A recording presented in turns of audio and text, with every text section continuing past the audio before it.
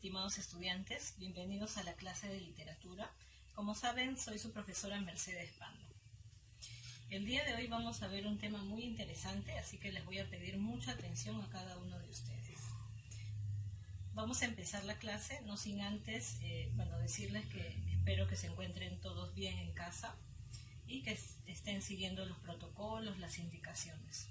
Bien, chicos, ahora sí vamos a empezar la clase. Les pido su atención, por favor. Empezamos. Muy bien, chicos, el día de hoy nos toca el tema del neoclasicismo español. Vamos a ubicarnos primero en el contexto, en la época. Esta es llamada la época de la decadencia también. Se da durante el reinado del ilustrado Carlos III de Borbón, en los años 1759 a 1788. Bien, hablamos entonces de la época de la Ilustración, ¿no? Aquí la influencia francesa en España condujo a la adopción de formas artísticas neoclásicas y a una nueva manera de ver e interpretar el mundo. Estas tendencias, que no llegaron a ser aceptadas por el pueblo, fueron introducidas en la literatura dramática española por Nicolás Fernández de Moratín entre los años 1737 a 1780. Por otra parte, don Ramón de la Cruz, 1731 a 1794, continuó la tradición española con sus sainetes, que son comedias de un solo acto sobre temas populares. Bien, chicos, como saben, la Ilustración fue también conocida como el siglo de las luces. Fue un movimiento intelectual, cultural, social, filosófico y político de Europa, ¿no? Surgió específicamente en Francia en el siglo XVII, ¿no? Este movimiento defendía el dominio de la razón sobre la visión teocéntrica, es decir, a Dios en el centro, que dominaba en Europa desde la Edad Media, ¿no? Como saben, en España es un caso especial, ¿no? Porque en España llegaron un poco retrasadas los movimientos literarios e intelectuales, ¿no? Incluso, como saben ustedes, chicos, se combinó lo que se refiere a medievalismo con renacimiento, ¿no? En el siglo de oro. Lo mismo sucede en este caso con el neoclasicismo. Bien, ahora vamos a ver las características de este movimiento, el neoclasicismo, movimiento corriente literaria neoclasicismo español. El neoclasicismo fue bastante modesto, ya que entraron en liza con dos corrientes contrapuestas, ¿no? Lo que les mencionaba hace un momento. Por un lado, tenemos a los continuadores de los temas y formas del siglo de oro español, en especial en Fray Luis de León, y el academicismo y los imperativos ilustrados de las nuevas tendencias que venían de Francia y que a España llegaron con la dinastía borbónica. El resultado fue una vida literaria centrada en torno a una minoría culta que se interesa por la filología o la historia más que por la literatura en sí misma.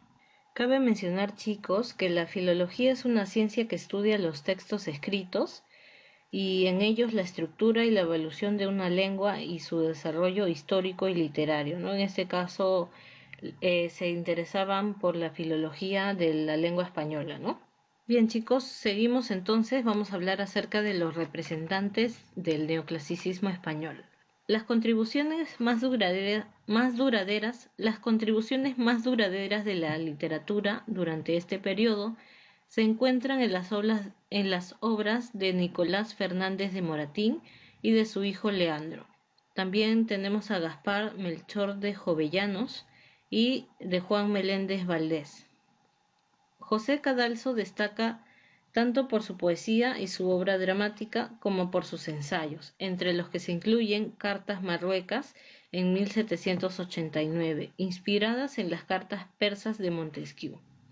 Como saben, Montesquieu es un filósofo, ¿no? Ahí vemos entonces una de las características reflejadas en esta obra entonces de José Cadalso. En ellas, la España de su época es criticada a través de la mirada exterior de un viajero de origen marroquí. Un género característico de este siglo y que alcanzó cierta relevancia es la fábula, la narración en verso o prosa con fines didácticos, cultivado entre otros por Félix María Samaniego con sus fábulas morales en 1781 y también por Tomás de Iriarte con sus fábulas literarias. La invasión napoleónica en el año 1808 y el régimen absolutista de 1814 a 1833 de Fernando VII coartaron la actividad literaria durante las 3 primeras décadas del siglo XIX. Bien, como sabemos chicos, entonces es por eso que se llama la época de la decadencia, ¿no? Porque hay poca producción literaria y hay una disyunción entonces entre cuáles son las características del neoclasicismo, ¿no? ¿A quién seguir? ¿Seguimos con el siglo de oro o pasamos a algo nuevo, que en este caso es la influencia de Francia, ¿no? Este es el caso entonces del neoclasicismo español. Es un caso diferente al neoclasicismo francés. Bien, ahora vamos a hablar acerca de Leandro Fernández de Moratín. Nació en Madrid en 1760 y bueno, él es hijo de Nicolás Fernández de Moratín, ¿no? Estuvo en contacto con el grupo de intelectuales y literatos de la época de Carlos III. Fue amigo de Jovellanos, que como él es liberal y defensor de las ideas de la Ilustración. Ellos apuestan por el cambio, ¿no? Viajó por Francia, Inglaterra e Italia, países en los que se interesó por los últimos movimientos teatrales y sobre los que escribió interesantes libros de viajes. Además de su sátira en prosa, La derrota de los pedantes de 1789, sus obras teatrales más importantes son La Comedia Nueva o El Café, en 1792, en la que somete a crítica al teatro dominante en su época, y El sí de las niñas, en 1806, obra que ataca sin apelativos a la educación severa y poco formativa que recibían las mujeres en la época y preconiza la libertad de las jóvenes para elegir marido, tema ya visible en El viejo y la niña de 1790. El varón es de 1803 y La mojigata de 1804. Bien, ahí observamos en la diapositiva una imagen de el autor, Leandro Fernández de Moratín. En 1825 se editaron en París sus obras dramáticas y líricas, importante para estudiar la evolución del teatro en España. Del teatro en España es su ensayo Orígenes del teatro español, que se publicó póstumamente, es decir, después de él haber fallecido, en 1883. Tradujo Hamlet de Shakespeare en 1798 y adaptó a la escena española dos obras de Molière, La escuela de los maridos y El médico a palos. Murió en 1828 en París y está enterrado en el cementerio de Père Lachaise entre Voltaire y La Fontaine. Bien, entonces, muy bien chicos, ahora vamos a hablar acerca de su obra El sí de las niñas. Como ya lo mencioné, el tema del sí de las niñas es el matrimonio impuesto por interés, ¿no? Hace una crítica sobre este tema. La especie es la comedia, el género es el género dramático. Los personajes son Don Diego, Don Carlos, Doña Irene, Doña Francisca. Tenemos a Rita, a Simón y a Calamocha. A ver, esta es una comedia en 3 actos. Francisca, muchacha educada en un convento, está prometida en matrimonio al casi sexagenario Don Diego. Sexagenario quiere decir que tiene 60 años, ¿no? Por deseo de su madre, doña Irene. Don Diego espera en una posada la llegada de su prometida, que en realidad está enamorada del soldado que ella conoce como Don Félix, y se siente obligada a obedecer a su madre, en contra de sus sentimientos. Cuando Don Félix le dirige una carta, ésta cae en manos de Don Diego, a través de su criado Simón, que descubre la relación y pide una confesión sincera de su prometida. Doña Irene insiste en imponer su autoridad, pero don Diego renuncia al compromiso. Al poco se descubre que el joven soldado en realidad se llama Don Carlos, sobrino de don Diego, y ambos jóvenes reciben el consentimiento de este último para casarse. Entonces, de eso trata, así de forma breve, la obra, ¿no? Finalmente, logran casarse. Es un poco curioso este hecho, ¿no? Que Carlos resulta ser el sobrino de Diego, la persona con la que se iba a casar Francisca, ¿no? Y finalmente termina casándose con la persona que ella deseaba, ¿no? Muy bien, las características de esta obra son la unidad perfecta de tiempo, por cuanto el tiempo de la acción coincide exactamente con el tiempo de la representación y el tiempo no representado transcurre en los intervalos. También tenemos la unidad de lugar. Toda la acción sucede en la sala de paso a una posada de Alcalá de Henares, que es una ciudad de España. Bien, también otra característica es el abandono definitivo del verso. Antiguamente se acostumbraba a escribir las obras dramáticas en verso, o combinar en todo caso el verso con la prosa. En esta obra entonces se da el abandono del verso, ¿no? De forma definitiva. Otra característica es el carácter de la obra, es didáctico, ¿no? Eso siempre se ha mantenido en el teatro, ¿no? Desde sus inicios. Tenía fines didácticos. Plantea un problema cotidiano y desprende una enseñanza conforme a los dictados de la razón, ya que su fin es criticar la autoridad que ejercen los padres sobre sus hijas respecto al matrimonio, obligándolas a tomar por marido al mejor partido financiero. Esta obra adelanta la igualdad de la mujer en la sociedad, animando pues a rectificar las costumbres y tradiciones de su tiempo. Como saben, chicos, estamos hablando de una obra del siglo XVIII prácticamente, ¿no? Y vean que de este siglo ya un literato está hablando de este tema, ¿no? De que la mujer también tiene derechos, ¿no? Tiene derechos de exigir, por ejemplo, que ella pueda decidir con quién casarse, ¿no? Que no tienen que imponerle eso a nadie, ¿no? Ni a una joven, por más que su situación económica no sea la más idónea, ¿no? Hemos hablado de forma muy breve del sí de las niñas. Igual los invito a leer, chicos, que saben que es muy importante ejercitar nuestro cerebro a través de la lectura, ¿no? Y también ejercitar o trabajar la imaginación, ¿no? A veces dejamos de lado la lectura y nos olvidamos de la creatividad, ¿no? La lectura entonces es muy buena para la creatividad y la imaginación. Además que nos ayuda también, nos hace educarnos y aprender cosas nuevas, ¿no? En todo sentido. Muy bien, chicos, antes de pasar al libro, les comento acerca de la imagen. La imagen es una pintura que representa a la obra El sí de las niñas. Espero sus comentarios en la videoconferencia sobre esta pintura. Ahora sí pasamos a la página 57. Encontramos la sección de retroalimentación.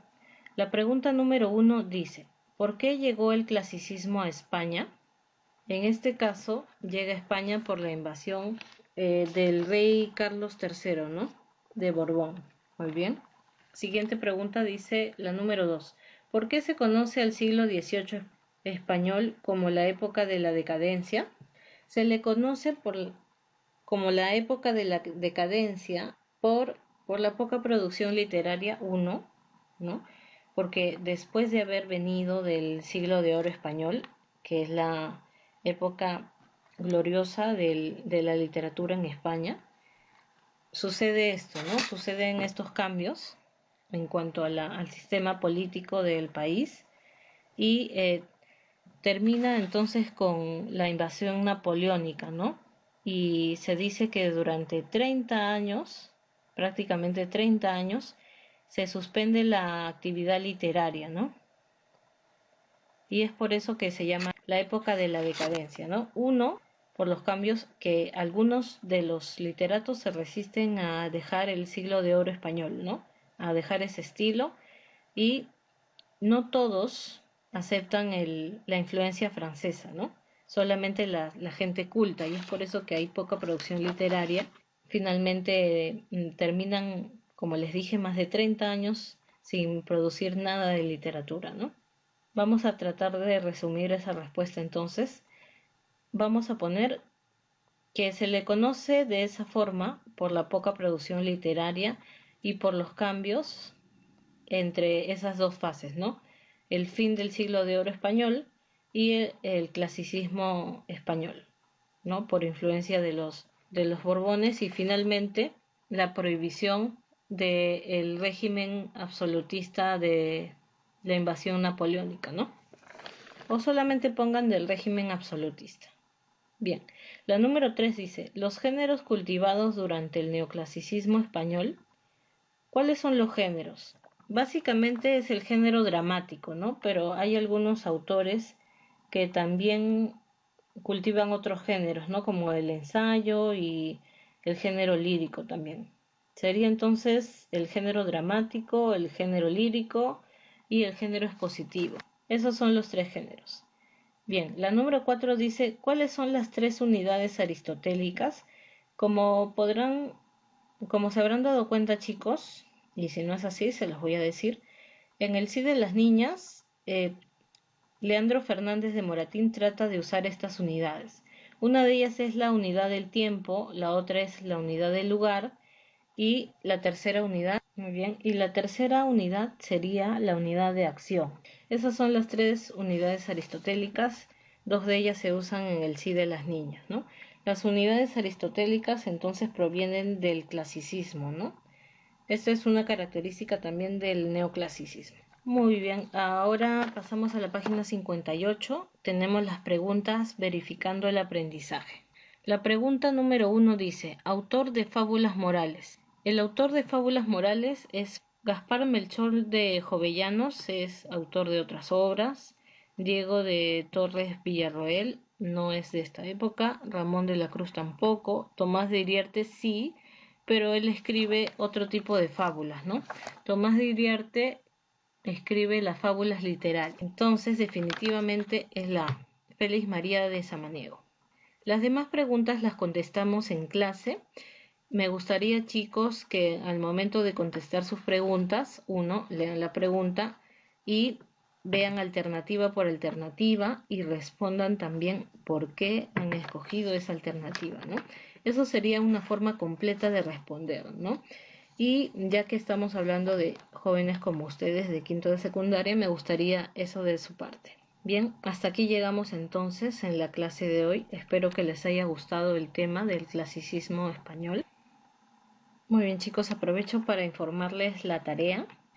La tarea de esta clase es hacer un mapa sobre el Sí de las Niñas, que en este caso es la obra que hemos visto hoy en la clase. Y también me gustaría que incluyan un comentario crítico sobre la obra. ¿Qué opinan ustedes si ese tema se da todavía en la actualidad? ¿Qué les ha parecido, por ejemplo, que se hable de esos temas en el siglo XIX, en el siglo XVIII, XIX? ¿Qué les parece eso a ustedes? Quiero saber sus opiniones. Bien, quiero saber lo que piensan porque, bueno, la literatura no solo sirve como entretenimiento, como para aprender palabras, desarrollar la imaginación, sino también para criticar temas de la coyuntura, ¿no? De cada época, ¿no? En este caso, Leandro Fernández de Moratín está en una época en la cual todavía no se habla tanto de los derechos de la mujer y de los temas que están tan de moda en estos tiempos, ¿no? Entonces se podría decir que él se adelantó a su tiempo con esta obra, ¿no? Imagínense cuál ha sido el impacto que tuvo en su tiempo, ¿no? Todo eso lo pueden incluir en su comentario crítico. Bien, chicos, hasta aquí llegamos entonces. Nos vemos en la videoconferencia. Ya saben que si tienen alguna duda o comentario me pueden escribir usando el medio habitual. Muy bien, chicos, espero que les haya gustado la clase de hoy y que hayan aprendido un poco más. Espero que apliquen lo aprendido hoy en su vida cotidiana, en su vida diaria. Es muy importante aplicar lo que vamos aprendiendo día a día. Bien, chicos, los felicito a cada uno de ustedes también por estar estudiando, poniendo todo su esfuerzo, ya que cada uno está cumpliendo un rol hoy en día, ¿no? Ustedes como estudiantes. Muy bien, chicos, les agradezco también por la atención. Nos vemos en la siguiente clase, chicos. Hasta pronto.